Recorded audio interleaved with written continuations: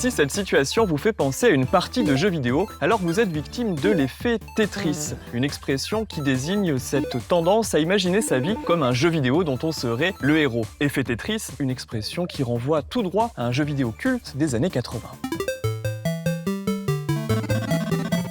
Le premier jeu développé par l'ingénieur informaticien russe Alexei Pajitnov ne contient pas de musique. En revanche, dans la version la plus connue, développée par Nintendo et qui fait un carton lors de sa sortie sur Game Boy et NES en 89, eh bien vous pouviez entendre plusieurs mélodies, dont celle-ci, jouée par Nicolas Kedrov à la balalaïka.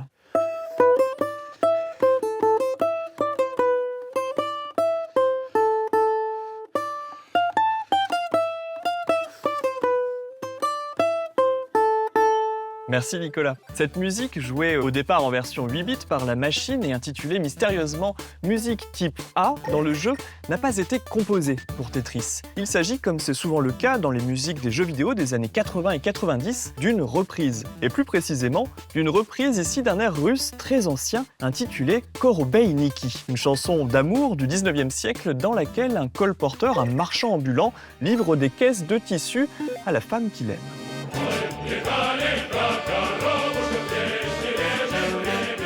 D'ailleurs, dans la tradition russe, ce thème se joue de plus en plus vite, accelerando. Et c'est un principe que l'on retrouve d'ailleurs dans Tetris, puisqu'à la fin de votre partie, si vous arrivez près du game over, ce thème musical accélère, histoire de vous faire stresser et de vous pousser à la faute.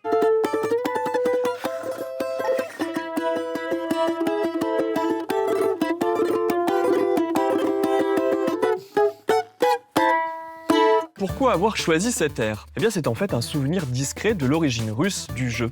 D'ailleurs, la toute première version commercialisée de Tetris, sortie en 88, faisait de nombreuses références à la Russie, afin de rendre le jeu plus vendeur, moins abstrait. Cela commence par la boîte, tout simplement, du jeu qui présente une illustration de la cathédrale Saint-Basile le Bienheureux de Moscou sur un fond rouge très communiste. Une identité russe que l'on retrouve aussi dans le menu du jeu avec carrément la carte de la Russie, mais aussi dans les différents niveaux, parce que votre partie est accompagnée par des illustrations de paysages et de scènes rythmées par des musiques traditionnelles russes. Par exemple, la chanson Polyushka Polier, c'est un air de 1934 composé pendant la dictature stalinienne et qui rend hommage à l'armée rouge. Et oui, le politique est partout, même dans les jeux vidéo.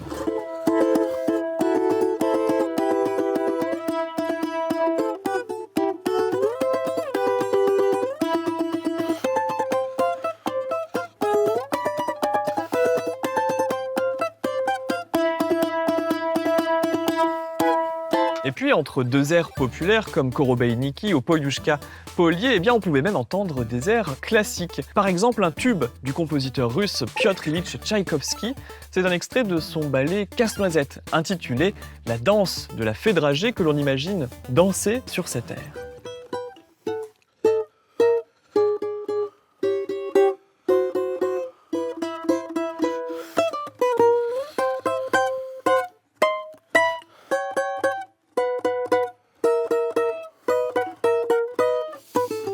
Ça, c'est un tube en Russie, tout le monde. Un tube comme l'air Korobeiniki, seul survivant finalement de cette première version du jeu Tetris, un hymne du jeu vidéo qui est d'ailleurs la première mélodie à avoir traversé l'espace, puisqu'en 1993, le cosmonaute russe Alexandre Serebrov jouait à Tetris, paraît-il, à bord de la fusée Soyouz TM-17.